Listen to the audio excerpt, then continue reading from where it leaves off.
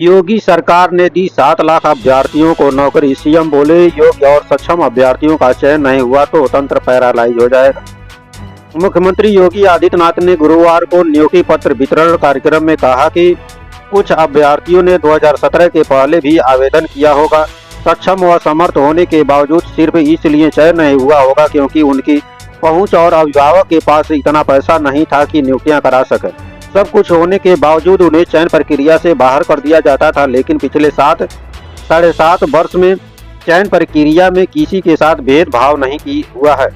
हमारी सरकार में सरकारी, निजी क्षेत्र और संविदा के आधार पर नियुक्तियां ईमानदारी से बढ़ी तो यूपी हर क्षेत्र में तेजी से दौड़ता दिखाई दे रहा है। मुख्यमंत्री योगी आदित्यनाथ ने गुरुवार को नियुक्ति पत्र के रूप में दीपावली के पहले युवाओं को उपहार प्रदान किया। योगी सरकार के निष्पक्ष व पारदर्शी भर्ती प्रक्रिया के तहत गुरुवार को 1950 नौ चयनित युवाओं को नियुक्ति पत्र दिया गया। इसमें उत्तर प्रदेश अधीनस्थ सेवा चयन आयोग द्वारा 1526 ग्राम पंचायत अधिकारी, 360 ग्राम विकास अधिकारी, समाज कल्याण 64 समाज कल्याण पर्यवेक्षक चयनित किए गए। सीएम ने उम्मीद जताई कि जितनी निष्पक्षता व पारदर्शिता से नियुक्ति मिली है, पूरा कार्यकाल इसी निष्पक्षता व पारदर्शी तरीके से बढ़ता जाएगा तो यूपी भारत की नंबर 1 की अर्थव्यवस्था और भारत 2047 में विकसित व आत्मनिर्भर बनेगा। सीएम योगी ने कहा कि 7.5 वर्ष में हमारी सरकार ने सरकारी सेवाओं में लगभग 7 लाख भर्ती संपन्न की है। प्रदेश के अंदर सुरक्षा का बेहतर माहौल देने के कारण निजी क्षेत्र में भी लाखों नौजवानों के लिए नौकरी की संभावना बढ़ाई गई। सीएम योगी ने कहा कि प्रदेश का युवा पहले नौकरी रोजगार के लिए देश दुनिया में भटकता था, आज उसे अपने प्रदेश क्षेत्र व जनपद में नौकरी मिल रही है। वह घर के कार्यों के साथ साथ सर्विस और परिवार की देखभाल भी कर रहा है। जिन ग्राम पंचायत राज अधिकारियों व पंचायती राज विभाग से जुड़े अभ्यर्थियों का चयन हुआ है, उन्हें कमोबेश नियुक्ति पत्र उसी जनपद में प्राप्त हुआ है जहां के वे निवासी हैं। सीएम योगी ने कहा कि हमारी सरकार ने प्रदेश के अंदर समग्र विकास के लिए जो रूपरेखा तैयार की है, उसमें भर्ती प्रक्रिया भी पारदर्शी तरीके से हो सके, यह उसका प्रमुख भाग था। क्योंकि अच्छे, सक्षम व योग्य अभ्यर्थियों का चयन नहीं होगा तो सरकार की योजनाओं को धरातल पर उतारने के लिए जिस तंत्र को कार्य करना है वह स्वयं पैरालाइज हो जाएगा। ऐसी स्थिति पैदा न हो, इसके लिए 2017 में ही तय किया गया कि जितने भी आयोग व बोर्ड हैं वह निष्पक्षता व पारदर्शी तरीके से आरक्षण के नियमों का पालन करते हुए भर्ती प्रक्रिया संपन्न करें। सीएम ने कहा कि राष्ट्रपिता के ग्राम स्वराज की परिकल्पना को साकार करने की आधारभूत इकाई ग्राम पंचायत है। पीएम मोदी ने लक्ष्य प्रस्तुत किया है कि देश जब 2047 में आज़ादी का शताब्दी महोत्सव मना रहा होगा, तब हमें आत्मनिर्भर व विकसित भारत चाहिए। इसके लिए जो नींव आज आप रखेंगे, उसी पर आत्मनिर्भर व विकसित भारत की आधारशिला बनने वाली है। हमारी ग्राम पंचायतें भी उसकी आधारशिला है। इसके लिए पंचायती राज विभाग ने बहुत सारे कार्य पहले ही किए हैं। 73वें संविधान संशोधन के माध्यम से ग्राम पंचायतों को 29 प्रकार के कार्यों के लिए डेलीगेट किए गए हैं। सीएम ने कहा कि पहले ग्राम पंचायत के पास अपना भवन नहीं था, ग्राम प्रधान घर के कार्य करता था। इसका परिणाम होता था कि कई बार कार्य योजना बनती ही नहीं थी तो काम भी नहीं हो पाता था। अंतिम वर्ष में किसी प्रकार कुछ योजना बना ली, यदि वह इम्प्लीमेंट हो गई तो ठीक, वरना पैसा लैप्स होता था। पर अब ऐसा नहीं होने वाला। अब यूपी के 57,000 से अधिक ग्राम पंचायतों में ग्राम सचिवालय लगभग बन चुके हैं। इनमें ऑप्टिकल फाइबर, इंटरनेट, वाईफाई की सुविधा उपलब्ध कराई जा चुकी है। ग्राम पंचायत सहायक के रूप में कंप्यूटर ऑपरेटर नियुक्त किया जा चुका है। गांव से जुड़ी समस्या का समाधान गांव में ही मिले। आज जात निवास प्रमाण पत्र आदि सुविधाएं वहीं ऑनलाइन प्राप्त हो।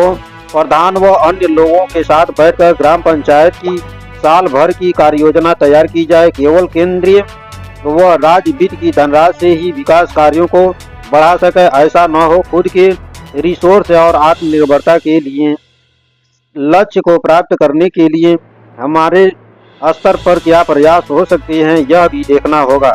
सीएम योगी ने कहा कि हर ग्राम पंचायत में आत्मनिर्भर होने की संभावना छिपी हुई है।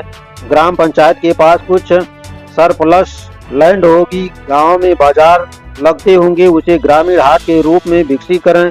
गांव का ड्रेनेज शिविर किसी नाला व नदी में न गिरे बल्कि गांव से दूर देसी पद्धति की ट्रीटमेंट का प्रयोग करें तो नदी व तालाब का पानी भी शुद्ध रहेगा। तालाबों का मत्स्य पालन व अन्य कार्यों के लिए उपयोग कर सके तो इससे ग्राम पंचायत की अतिरिक्त आय भी होगी। सीएम ने कहा कि पंचायती राज विभाग प्रस्ताव तैयार करे जिस ग्राम पंचायत के पास केंद्रीय व राज्य वित्त के पैसा आता जाता है और इसमें से ज़्यादातर वेतन भत्तों में ही खर्च होता है, यह ग्राम पंचायत पहले चरण में जितना पैसा अपने रिसोर्सेज से एकत्र करेंगे उतने ही पैसे राज्य सरकार विकास के लिए उपलब्ध कराएगी। सीएम योगी ने कहा कि प्रदेश में 17 सिटी स्मार्ट बन रहे हैं, क्या ग्राम पंचायतें भी स्मार्ट हो सकती है? इसके लिए अनेक कार्य हो सकते हैं। ग्राम पंचायत में जन सहभागिता से साफ सफाई, कूड़ा निस्तारण की व्यवस्था हो, पावर कॉरपोरेशन से बात करके महत्वपूर्ण स्थानों पर स्ट्रीट लाइट व सीसीटीवी कैमरा लगा सकें। इसमें सुरक्षा भी होगी तो रात में लाइट भी जलेगी। सेंसर या ग्राम पंचायत के किसी कर्मचारी की ड्यूटी लगाएं कि समय पर ऑन ऑफ हो। गाँव में पब्लिक एड्रेस सिस्टम लगा दें। केंद्र सरकार के स्तर पर जब कोई प्रतियोगिता होगी तो यूपी की ग्राम पंचायतें अग्रणी भूमिका के साथ दिखाई देना चाहिए। इसमें हमारी ग्राम पंचायतों को पुरस्कार प्राप्त होना चाहिए। सीएम ने कहा कि पहले जितना भी कूड़ा होता था उसके निस्तारण के लिए ग्राम पंचायत के पास खाद का गड्ढा होता था, इसे फिर से ढूंढने व बनाने की आवश्यकता है। रिजर्व भूमि में खाद गड्ढा, गोचर की भूमि व निराश्रित गोवंश के पालन के लिए गो आश्रम स्थल तैयार कराएं। जिनके पास शासन की योजनाओं का लाभ नहीं मिल पाया है उनकी सूची तैयार कर हर विभिन्न को लाभ दिलाएं। इससे लोगों का विश्वास आपके और सिस्टम के साथ जुड़ेगा। गरीब की दुआ आशीर्वाद लगता है तो शोषण करने पर बदुआ भी लगती है। जीवन लोगों की दुआ आशीर्वाद व यशस्वी बनने के लिए है, बदनामी लेने के लिए नहीं। बदनामी भरा जीवन नारकीय होता है। सीएम योगी ने कहा कि ग्राम सचिवालय के पास अतिरिक्त आय के भी माध्यम बन सकते हैं। वहां कंप्यूटरी सेंटर बन सकता है, गांव के सार्वजनिक कार्यक्रम हो सकते हैं। यूजर चार्ज के आधार पर ग्रामीणों को सुविधा दीजिए, इससे गांव के पास भवन भी होगा। फेयर प्राइस शॉप ग्राम सचिवालय के पास मॉडल के रूप में बन रही है। हमने छूट दी है कि केवल सरकारी राशन ही नहीं बल्कि अन्य सामान भी वितरित कीजिए। इसका किराया ग्राम पंचायत में जमा होगा। यह भी ग्राम पंचायत के अतिरिक्त इनकम का माध्यम बन सकता है, लेकिन कुछ करने के लिए पहल व प्रयास चाहिए। अपने लिए कर सकते हैं लेकिन अन्य कार्यों के लिए मान लेते हैं कि यह सरकारी है, सरकार के पास पैसा नहीं आएगा तो 12-14 लाख कर्मचारियों का वेतन, पेंशन, भत्ता, विकास कार्य कैसे होंगे? सरकार का पैसा सरकार, नगर पंचायत, ग्राम पंचायत के खाते में जाना चाहिए। इस पैसे का बेहतर उपयोग विकास के लिए हो तो इसे ग्राम पंचायत चमकता और आत्मनिर्भर विकसित आदर्श होगा। यह बेहतर प्रयास आपको नई पहचान दिलाएगा। सीएम योगी ने कहा कि समाज कल्याण विभाग की बहुत बड़ी जिम्मेदारी है। यह 21 लाख विद्यार्थियों को छात्रवृत्ति दे रहा है। सामूहिक विवाह कार्यक्रम, पेंशन या अन्य वेलफेयर स्कीम अनुसूचित जाति जनजाति के नौजवानों को नई दिशा देती है। यह कार्यक्रम मजबूती से बढ़ते दिखने चाहिए। सीएम ने कहा कि आज लखीमपुर खीरी के जनजातीय समुदाय थारू के नौजवान ने भी नियुक्ति पत्र प्राप्त किया है। बड़ी संख्या में बेटियों की उपस्थिति महिला सशक्तिकरण की दिशा में महत्वपूर्ण कदम को दिखाता है। कार्यक्रम में पंचायती राज मंत्री ओम प्रकाश राजभर, समाज कल्याण मंत्री स्वतंत्र प्रभार असीम अरोड़, समाज कल्याण राज्य मंत्री संजीव कुमार गौड़, मुख्य सचिव मनोज कुमार सिंह, कृषि उत्पादन आयुक्त मोनिका एस गर्ग, अपर मुख्य सचिव पंचायती राज नरेंद्र भूषण, प्रमुख सचिव समाज कल्याण डॉक्टर हरि ओम, प्रमुख सचिव नियुक्ति व कार्मिक एम देवराज, अधीनस्थ सेवा चयन आयोग के प्रभारी अध्यक्ष OS सिंह आदि मौजूद रहे।